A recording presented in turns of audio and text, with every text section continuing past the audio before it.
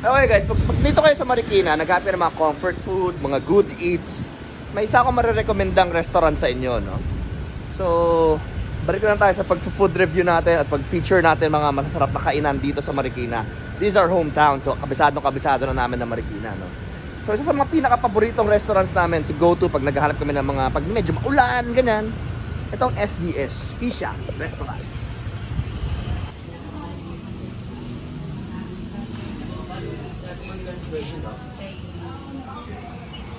Ano lang pala si Kuya, dito talaga natin sa ano.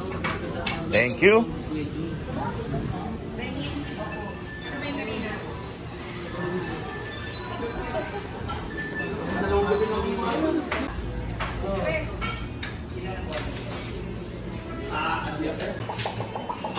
Ano po yan?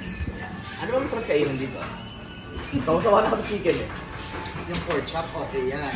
Yung steak with pepper cream, yung beef salpicao, yan, shrimp and sweet chili garlic sauce. Butterfly prawns na lang ako. Okay din yan, sir. Butterfly prawns. Ano sa'yo? Beef salpicao. Sa'yo? Chicken cordon bleu. Ilan taon ka na nagtrabaho dito?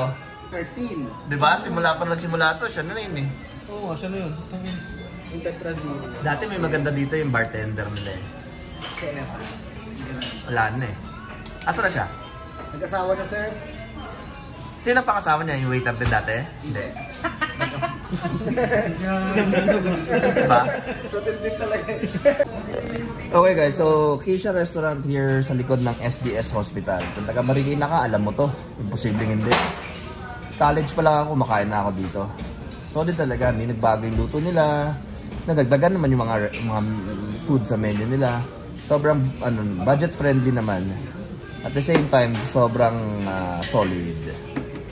So, pag napunta kayo Marikina, yan ang mga testingin nyo. Testingin nyo rin, testingin nyo. Don't take my word for it, pero testingin nyo nang malaman ninyo na okay din talaga. Ano yung order mo?